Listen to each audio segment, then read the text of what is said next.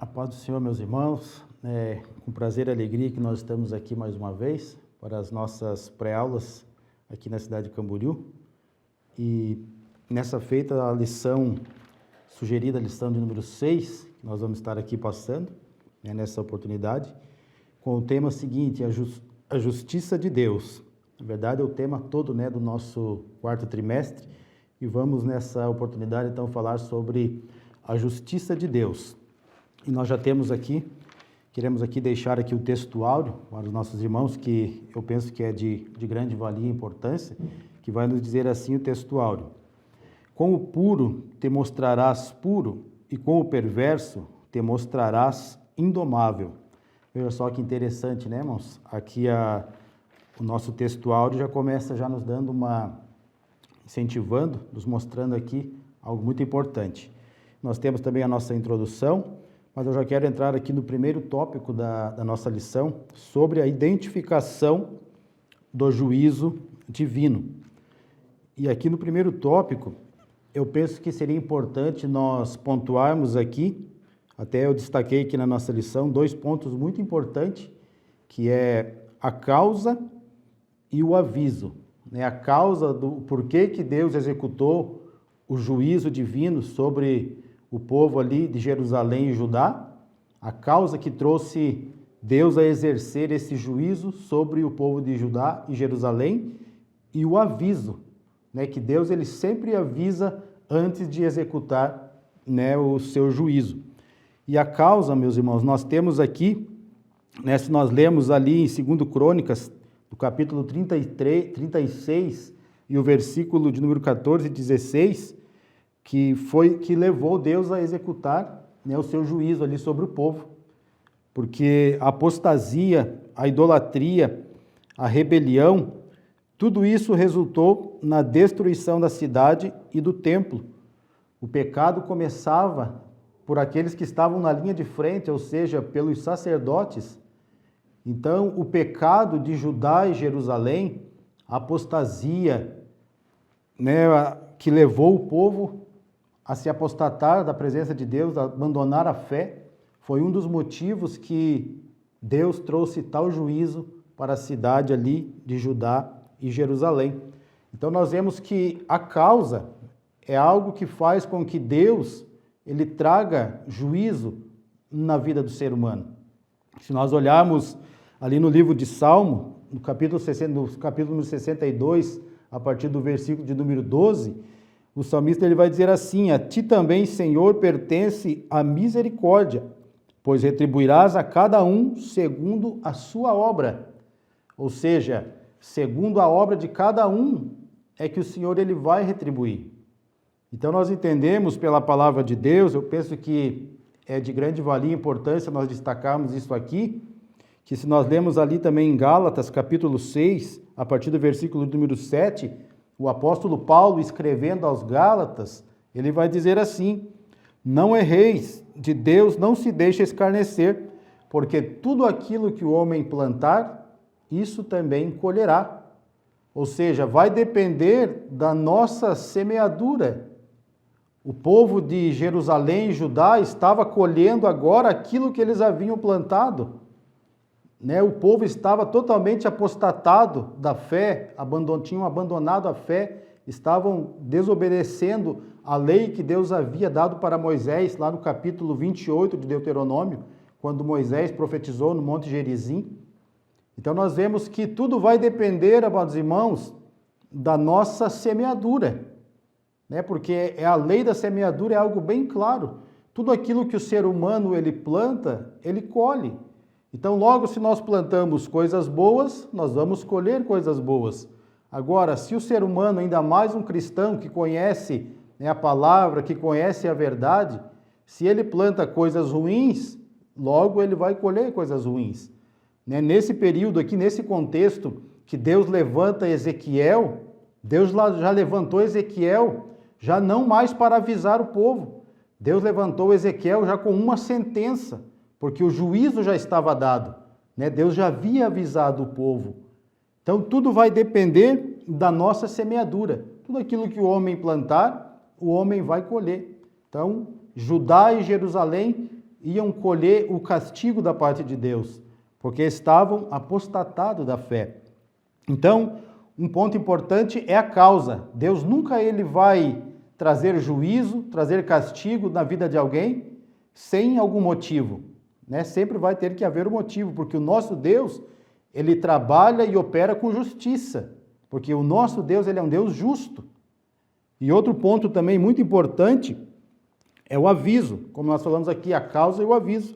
Se nós lemos ali em 2 Reis, capítulo 21, e o versículo de número 12 e 14, lá na lição de número 2, que falou ali sobre vem o fim vem, que nós estudamos a lição de número 2, lá na leitura diária, nós tem um trecho ali que nos fala que o Senhor ele vinha avisando ao povo há mais de 100 anos. Veja bem, há mais de 100 anos, Deus avisando, mostrando para o povo que aquilo que eles estavam fazendo era errado. Ou seja, Deus estava dando chance, oportunidade, para que o povo se arrependesse e se voltasse para Deus. Mas o povo não queria. Deus ele estava avisando o povo. Veja só o que diz lá em 2 Reis 21, 12 e 14.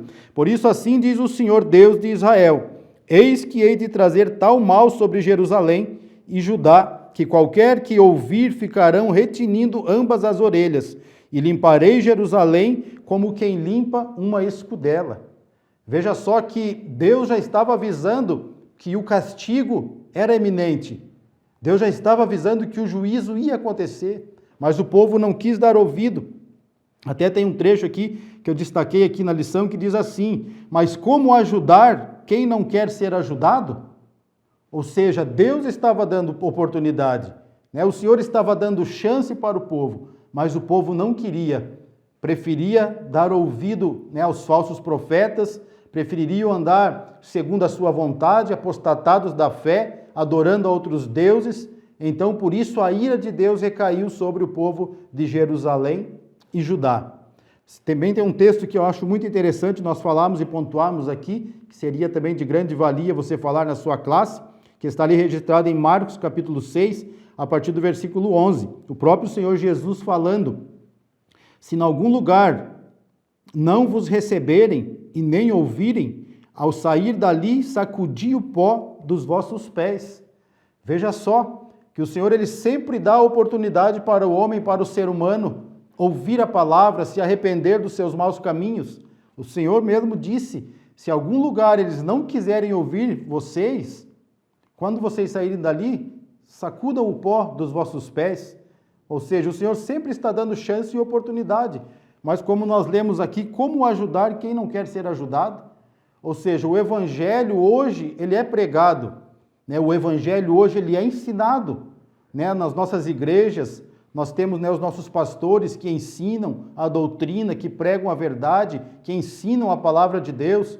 Temos as escolas dominicais, temos o culto de ensino na terça-feira, onde é pregado a doutrina bíblica que nós, assembleianos, acreditamos, cremos e professamos. Mas muitas vezes o que acontece é que o povo não quer ser ajudado, o povo não quer ouvir a palavra de Deus.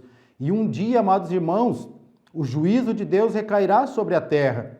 E essas pessoas que hoje não querem dar ouvido, crédito à palavra do Senhor, naquele grande dia, elas não vão ser inocentes, porque elas ouviram o evangelho genuíno, ouviram a palavra, mas também não quiseram dar crédito, assim como o povo de Judá e Jerusalém também não quiseram ouvir a palavra do Senhor.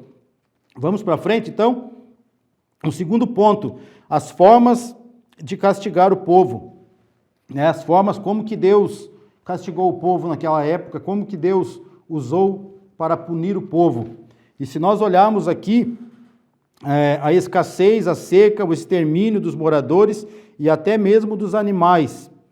Se nós olharmos, amados irmãos, ali nos 3 capítulos do profeta Joel, nós temos um paralelo com essa lição que nos ensina também, quando Deus ali levanta o profeta Joel para profetizar para a nação e o povo de Judá, que estavam também totalmente apostatados da fé. E como que Deus usou, de que forma Deus usou ali para fazer com que o povo se arrependesse. Deus permitiu um grande enxame de gafanhoto que consumiu toda a área a área vegetal ali, a zona rural de Judá. Tudo que havia de verde o gafanhoto comeu. Então, às vezes são formas que Deus usa para trazer juízo para o povo.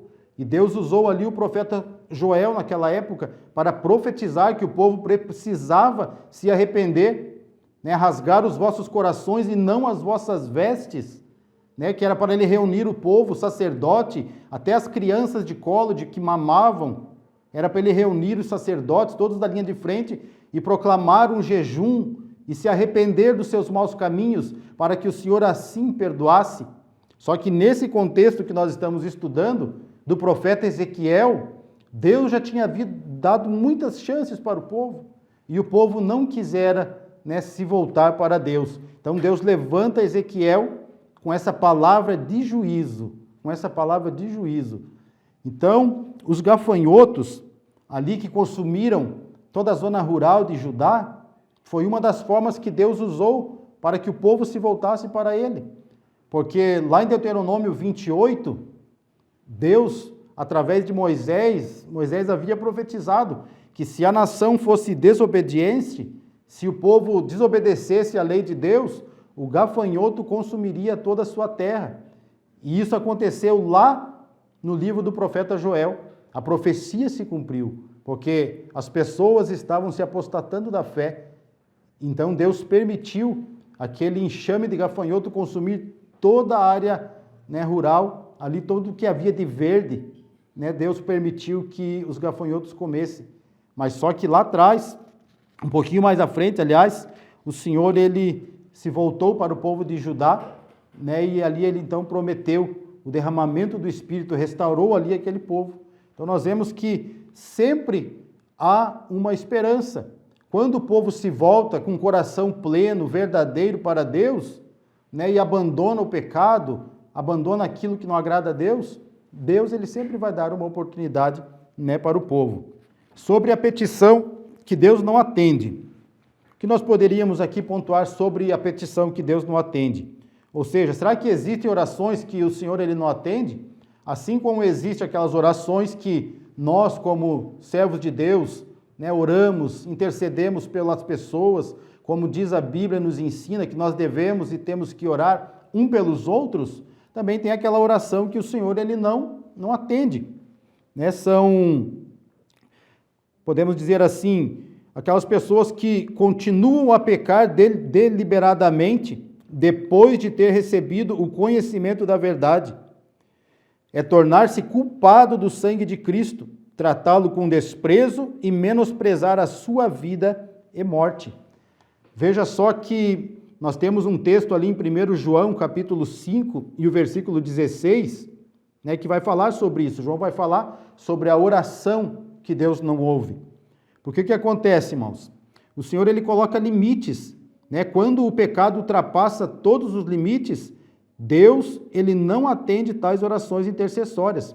O pecado para a morte, na linguagem do apóstolo João, que está ali registrado em 1 João, capítulo 5, e o versículo 16. Então nós vemos que existem pecado que é para a morte. Essas pessoas que continuam a pecar deliberadamente, né, que depois de terem recebido ali o conhecimento da verdade e tornam-se culpados do sangue de Cristo, aquelas pessoas que trazem escândalo para o Evangelho.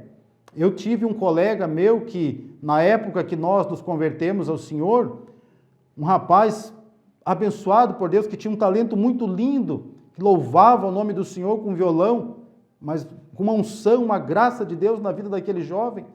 Só que, infelizmente, ele escandalizava o Evangelho.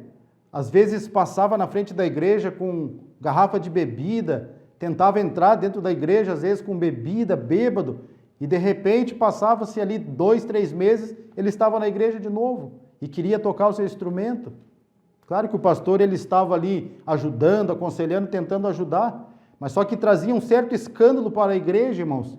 Né? Pessoas que são batizadas, até mesmo obreiros que experimentaram, né? Que beberam da água, que tiveram a sua vida transformada e de repente estão lá no mundo de novo, né? Dando escândalo, escandalizando o reino de Deus. Pessoas que se apostatam da fé e que não estão nem mais aí para o Evangelho. às vezes correm para o espiritismo, para outras seitas religiosas, e também tem o pecado que a Bíblia diz que nós não podemos orar por esse tipo de pecado, que é a blasfêmia contra o Espírito Santo. Então são duas linhas muito importantes que nós precisamos frisar, né? Aquela pessoa que apóstata da fé e que traz escândalo, prejuízo para o reino de Deus, e também aquela que blasfema, né, contra o Espírito Santo e torna-se culpado do sangue de Cristo, ou seja, estão crucificando o Senhor nosso Deus novamente. Então, nós também temos aqui o significado da palavra abjurar, ou seja, aquelas pessoas que abjuram o seu Deus. O significado dessa palavra abjurar, segundo o nosso dicionário bíblico, é abandonar uma doutrina religiosa e passar a seguir a outra crença ou seita mediante um juramento. Veja só, irmãos, que terrível. Uma pessoa que outrora estava dentro da casa do Senhor e agora ela passa a servir a uma seita, né? Passa agora a servir a outros deuses, podemos dizer assim, e através de um juramento ainda. Ela está abjurando, né, o Senhor nosso Deus. Então Deus ele dá limites, né, para o ser humano. Deus sempre vai pôr limite para o homem. Nós temos os nossos limites, né? Sabemos o que é certo, o que é errado. Mas infelizmente hoje tem pessoas que vivem no limite, né, que vivem, podemos dizer assim, na fronteira da misericórdia, né, na fronteira da misericórdia. Peca hoje, peca amanhã, daqui 15 dias pecando de novo e vivem dessa maneira, né, num dilema. Que Deus tenha misericórdia, amados irmãos, né, dessas tais pessoas. Segundo Pedro, capítulo 3, versículo 9, vai dizer assim: Deus não quer que nenhum se perca, mas que todos cheguem ao conhecimento da salvação.